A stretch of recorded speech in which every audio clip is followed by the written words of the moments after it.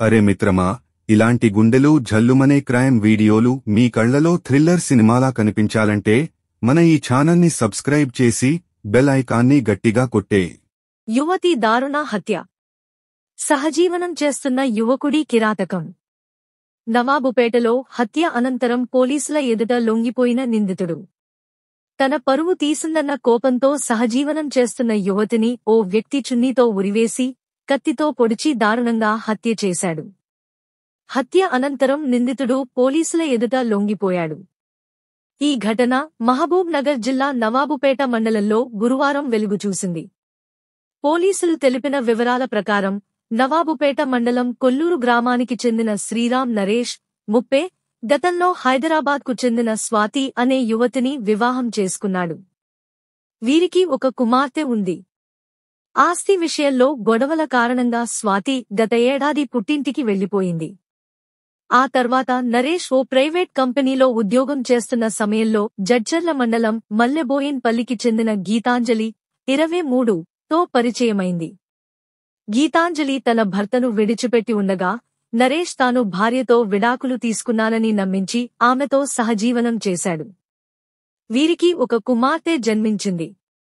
అయితే నరేష్ కొంతకాలంగా గీతాంజలిని పట్టించుకోకపోవడం, మొదటి భార్యకు విడాకులు ఇవ్వలేదని తెలియడంతో ఇద్దరి మధ్య గొడవలు మొదలయ్యాయి.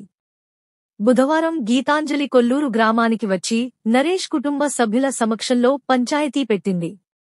దీంతో గ్రామానికి వచ్చి తన పరువు తీసిందని ఆమెపై కోపం పెంచుకున్న నరేష్ పంచాయతీ తర్వాత ఆమెను పుట్టింటికి తీసుకెళ్తానని బైక్పై కాకర్జాల గ్రామ శివారులోని నిర్జన ప్రదేశానికి తీసుకెళ్లాడు.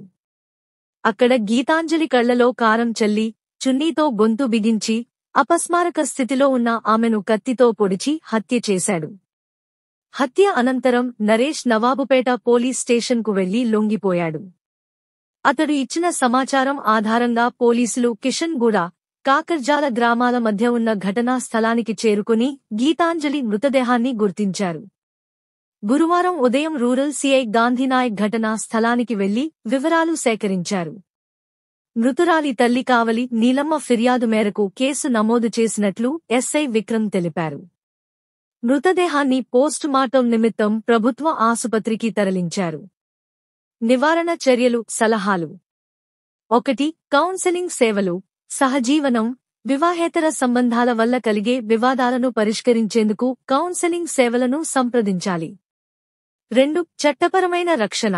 హింస లేదా బెదిరింపులను ఎదుర్కొంటున్న వ్యక్తులు 181 హెల్ప్ లైన్ లేదా 100 పోలీస్ నంబర్కు సంప్రదించాలి. 3. సమాజ అవగాహన. సహజీవనం, ఆస్తి వివాదాలపై సమాజంలో అవగాహన పెంచడం ద్వారా హింసను నివారించవచ్చు. స్థానిక సంస్థలు కార్యక్రమాలు నిర్వహించాలి. 4. మధ్యవర్తిత్వం. కుటుంబ వివాదాలను స్థానిక పెద్దలు, బంధువుల సహాయంతో సామరస్యంగా పరిష్కరించాలి. 5. హెచ్చరిక సంకేతాలు. అసాధారణ ప్రవర్తన, బెదిరింపులు గమనించిన వెంటనే అధికారులకు సమాచారం అందించాలి.